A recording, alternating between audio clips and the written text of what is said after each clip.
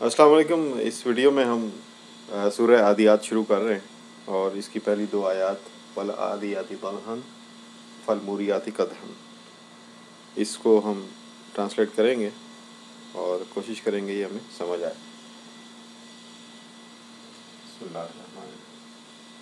वल आदियात, वाह, और ये कसम खाने के लिए भी इस्तेमाल होता है। यहाँ पे ये कसम खाने के लिए आया, जैसे वल्लाही होता है वैसे ही वल आदियात कसम है। ये कैसे पता चलता है कि ये कसम के लिए आया है या भाई? तो ये हमें उस कॉन्टेक्स्ट से पता चलता है, उस जुमले से पता चलता है कि ये किस लिए आया है। हर ज़बान में होते हैं ऐसे अल्फाज कि जब तक वो उनका इस्तेमाल ना हो जाए जुमले में, जुमले से हमें पता चलता है कि इसका मतलब क्या लेना चाहिए। कसम है आदियात की, ये एक बात यहाँ पे फलमूरियात है, यहाँ पे आदियात है, तो ये तो मोनस का हो गया, अलिफ और पे, मोनस की जमा, मोनस जमा, मोनस जमा। जैसे मोमिन होता है, मोमिनात,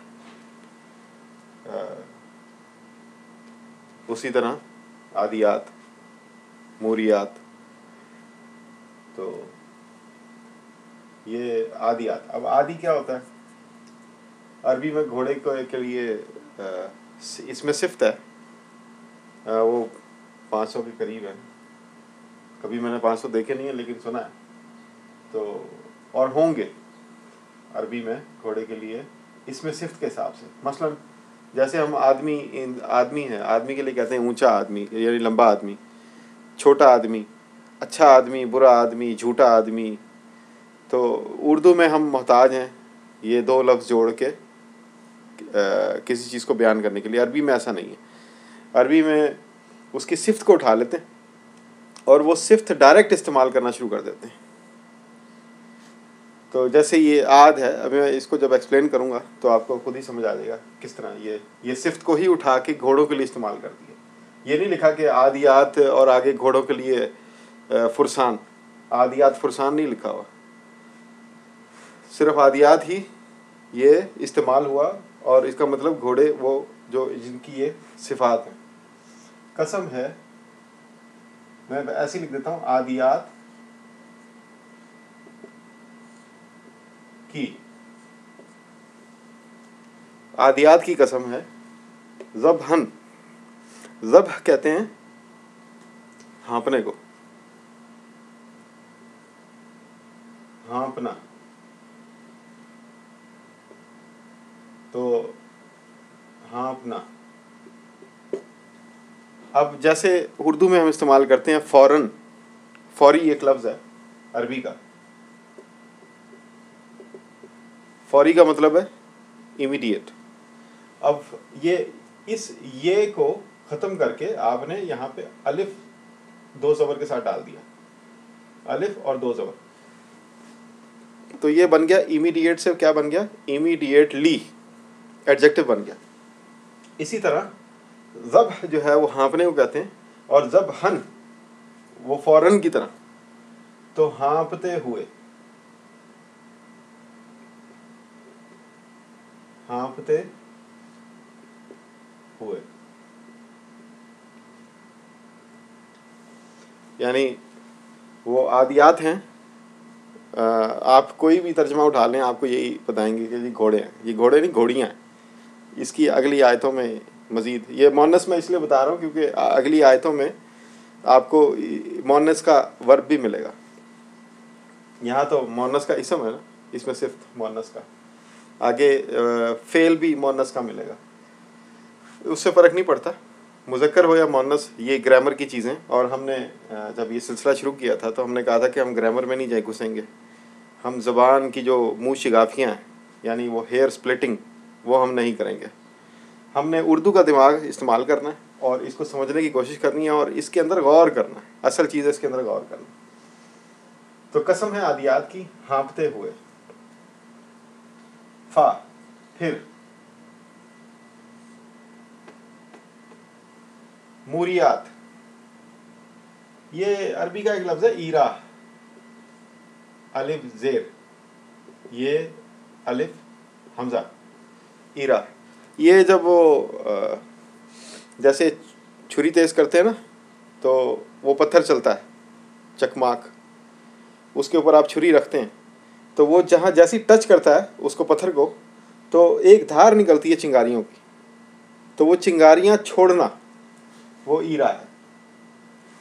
और जो चिंगारियाँ छोड़ने वाला होगा वो मीम से, जैसे अलग कहते हैं टांगने को, तो मुअल्लक जो टंगा हुआ है, तो ईरा से मूरिया, मूरा।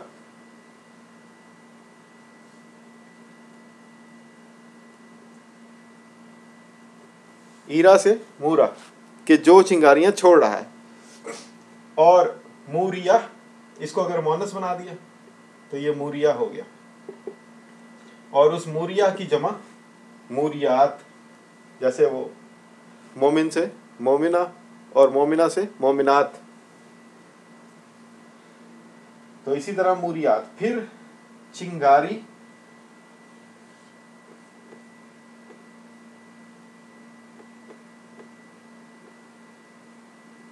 छोड़ने वालियां,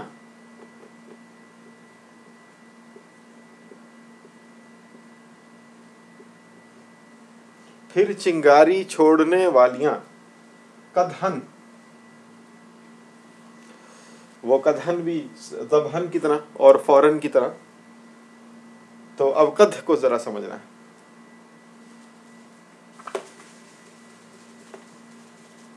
उर्दू शायरी में एक लफ्ज इस्तेमाल होता है कद,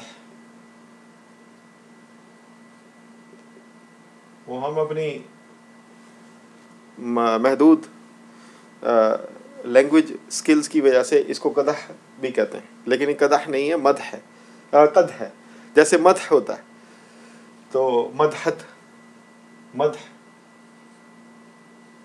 होता है तारीफ करना, इसी तरह कद है, ये भी अरबी का लफ्ज़ है, ये भी अरबी का लफ्ज़ है, कद है। तो ये कदहन यहाँ पे आया। तो कद कहते हैं प्याले को। प्याला कौन सा? ये वाला प्याला, ये वाला प्याला, ये है कद। ये गिलास नहीं है, ये एक प्याला है ख़ास स्टाइल का, ये बहुत पुराना स्टाइल है, तो इसको कद कहते हैं, कद। अब कदहन, अच्छा, इसी शेप की वजह से, इसी शक्ल की वजह से, ये जो घोड़े का सुम होता है, उसका पाँव होता है, वो कैसे होता है? वो भी ऐसे होता है, यूं, यू की शक्ल में।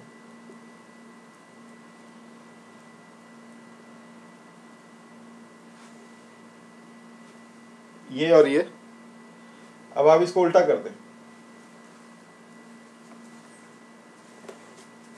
घोड़े का सुम ही बन जाएगा।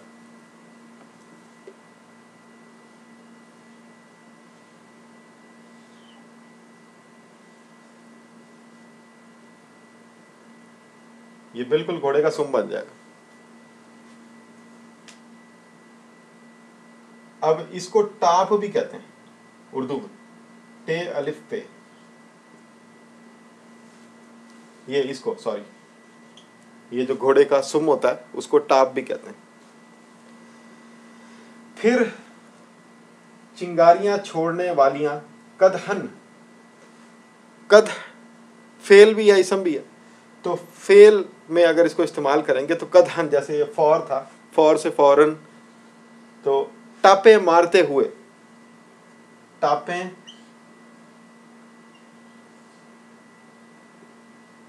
मारते हुए, जैसे हाँफते हुए था वैसे टापे मारते हुए, एडजेक्टिव बन गया कदहन की वजह से, ये दो ज़बर और अलिफ की वजह से। फिर चिंगारियां या चिंगारी, बल्कि ये चिंगारियां होना चाहिए क्योंकि एक थोड़ी चिंगारी हुई। फिर चिंगारियां, यानी ये एक आदत है जो कि हो रही बार बार। फिर चिंगारियां छोड़ने वालियां, टापे मारते हुए। अच्छा, अब आदियात पे हम बात कर रहे थे। आदियात जो है वो आदत हम उर्दू में एक लफ्ज़ इस्तेमाल करते हैं आदत।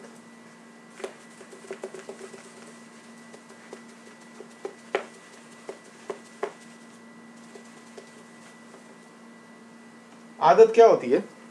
मतलब मेरी एक आदत है, मैं सुबह उठता हूँ 7 बजे, मिसाल दे रहा हूँ, मैं खाना खाता हूँ 8 बजे, 9 बजे मैं दफ्तर चला जाता हूँ, वहाँ 9 से 5 काम करता हूँ, 6 बजे मैं वापस घर आ जाता हूँ। ये मेरी एक सुबह की लाइफ है। शाम हो गई, अब शाम की आदत है, 7 बजे मैं टीवी पे के सामने बैठ जाता हूँ या बच्चों से खेलता हूँ, 8 बजे खाना खाता हूँ, 9 बजे फिर फैमिली लाइफ, बाहर निकल गए, शॉपिंग की या जो भी किया, ठीक है, 10, 11, 12 बजे वापस आए, 11 बजे सो गए, फिर उसके बाद 7 बजे उठ गए, और ये रिपीट हो रहा है। ये आदत बन गई, आदत। अब एक घोड़ा है, अब घोड़े की बात हो रही है यहाँ पे। एक घोड़ा है,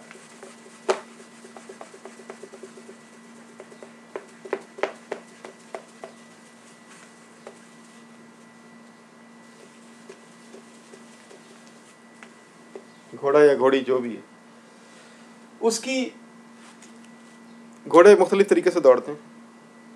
यहाँ पे दौड़ने की बात हो रही क्योंकि हाँपना दौड़ने में की वजह से होता है।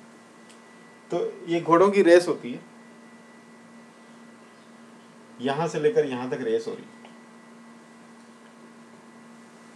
तो घोड़ा, कभी आप घोड़े की रेस देखें, उनके चक्कर होते हैं, यहाँ से शुरू करता है, यहाँ जाता है, फिर यहाँ से वापस यहाँ आता है, फिर यहाँ से भागता है, यहाँ आता है। उनके 2, 4, 10, 12 जितने भी चक्कर होते हैं वो उनके चक्कर होते हैं। वो जो मतलब 11वें चक्कर में उसने वापस यहाँ पे जो पहले पहुँच जाएगा वो जीत जाएगा। उसके अलावा भी सिंगल स्प्रिंट भी होती है, स्प्रिंट या स्प्रिंट रेस भी होती है कि यहाँ से यहाँ तक भागना है सीधा। उस घोड़े को आदत ये डाली जाती है कि तुमने जब गोली की आवाज़ आनी है और तुम्हें छोड़ा जाना है, वो उसके आगे बैरियर लगाते हैं, तो तुमने सरपट भागना है, ठीक है, और सरपट भागना है एक पॉइंट से दूसरे पॉइंट तक, और तुमने स्पीड बढ़ाने में कम से कम वक्त लेना, उसकी बाकायदा ट्रेनिंग की जाती है। ये जो दूसरे घोड़े होते हैं, ये जंप लगाने वाले घोड़े, उनकी ट्रेनिंग अलग तरीके से होती है। जो सरपट भागने वाले होते हैं रूटीन के अंदर, उनकी ट्रेनिंग अलग तरीके से होती है, क्योंकि उनके पास वक्त महदूद होता है। उनके पास एक टास्क होता है कि तुमने यहाँ से यहाँ पहुँचना है और फौरन पहुँचना है एज सुन एज पॉसिबल। तो ऐसा जो घोड़ा जो एक गिवन पीरियड में और एक गिवन डिस्टेंस के अंदर तेज तरीन रफ्तार से दौड़ता है, उसको आदी कहते हैं अरबी में। आदी, जैसे हम उर्दू में लिखते हैं, वो आदी है, वो घोड़ा आदी है। और अगर वो घोड़ी है तो वो है आदिया। और वो आदिया है तो उसकी जमा है आदियात। तो ऐसी घोड़ियों की कसम जो हाँपते हुए सरपट दौड़ती हैं और फिर चिंगारियां छोड़ती हैं टापे मार मार के। घोड़े की आदत होती है टापे मारता जब उसको कंट्रोल किया जाता है। तो ये एक कंट्रोल्ड स्प्रिंट है, कंट्रोल्ड दौड़ है घोड़ों की, और उसमें वो घोड़ियाँ दौड़ रही हैं और वो हाँप भी रही हैं और अपने सुमों से टापे मार मार के चिंगारियाँ भी निकाल रही हैं। अब यहाँ पे आप थोड़ा सा इस मौजू को मज़ीद खोलते हैं। जब आप देखते हैं इन आयात की तशरीह, तो आपको बताया जाता है कि अल्लाह ताला कसम खा रहे हैं उन घोड़ों की जो जिहाद में इस्तेमाल हुए। ऐसा कोई लफ्ज़ यहाँ पे नहीं है, जिहाद के बारे में कुछ नहीं लिखा हुआ, इस पूरी सूरत में जिहाद का जिक्र ही नहीं है। और ये एक तशरीह है, और ये तशरीह मैं चैलेंज नहीं कर रहा, मेरा काम ही नहीं है चैलेंज करना, मैं तो तालिब इल्म हूँ, ठीक है। मैं जब इस पे गौर करता हूँ, आप भी गौर करें, इस वीडियो में मैं आपको कोई सबक नहीं दे रहा, मेरी वो हैसियत ही नहीं है, मैं खुद एक तालिब इल्म हूँ। जो मुझे समझ आया वो मैं आपको बता रहा हूँ। और तफक्कुर करना जितनी मेरी जिम्मेदारी है उतनी आपकी भी है, ठीक है। तो मैं अपना तफक्कुर आपको बता रहा हूँ, आप उस पर मज़ीद तफक्कुर करें, और ज़रूरी नहीं कि जो मैंने बताया उसी पर तफक्कुर करें, आपको एक नया ख्याल भी आ सकता है, ठीक। तो मुझे ये समझ आई इस आयत से कि अल्लाह ताला ने मखसूस ग्रोह जो है, अपनी कोई मखलूक है, उस मखलूक के किसी मखसूस ग्रोह का जिक्र यहाँ पे किया। और जो आम गैब की कोई मखलूक है, यानी ये फ़रिश्तों की एक ख़ास किस्म भी हो सकती है कि जो मिशन पे जाते हैं एक ख़ास काम करने के लिए, वो ख़ास काम वो इस तरह करते हैं कि वो सरपट दौड़ते हुए आते हैं और चिंगारियाँ निकालते हुए आते हैं, और फिर वो अगली आयतों में वो दुश्मनों की सफ़ों में घुस जाते हैं, अगली आयतों में उसका जिक्र है, और वो मिट्टी उड़ाते हैं। मिट्टी उड़ाने का मतलब है कि वो उस मंज़र को कैप्चर कर लेते हैं। खैर वो जब हम अगली आयतों में जाएंगे तो उसके बारे में करेंगे। जो मेरी अंडरस्टैंडिंग है इसके बारे में वो ये है कि ये जिहाद वाले घोड़े नहीं हैं, ये अल्लाह ताला के कोई एक मखसूस मखलूक़ात का एक गिरोह है जो ऑन कमांड हुक्म के मुताबिक मिशन के लिए जाता है और उस मिशन को पाए तकमील तक पहुंचाता है और वापस आ जाता है। तो वो किस तरह पाए तकमील तक पहुंचाता है उसकी एक दो सिफ़ात यहाँ पे आ गई हैं, बाकी सिफ़ात अगली 3 आयतों में, कि वो आदि हैं। आदि means given time, given distance, यानी टाइम और स्पेस के अंदर, एक गिवन टाइम एंड स्पेस के अंदर वो अपना मिशन ख़त्म करते हैं, और चाहे और अपनी पूरी ताकत के साथ चलते हैं, इसलिए वो हाँफते हैं, और अपनी पूरी ताकत के साथ दौड़ते हैं, इसलिए वो यानी अपनी फुल कैपेसिटी के अंदर वो मूव करते हैं, और चिंगारियाँ छोड़ते हैं कि बड़ी दबदबे वाली उनकी जो हरकत होती है बड़ी दबदबे वाली होती है, और वो किसी को खातिर में नहीं लाते हुए आगे बढ़ते जाते हैं। खैर ये 2 आयतें हम आइंदा वीडियोस में इसकी अगली आयतों को भी पढ़ेंगे, तो आप इस पर गौर करें। इंशाल्लाह फिर अगली वीडियो में देखते हैं बाकी आयतें। शुक्रिया।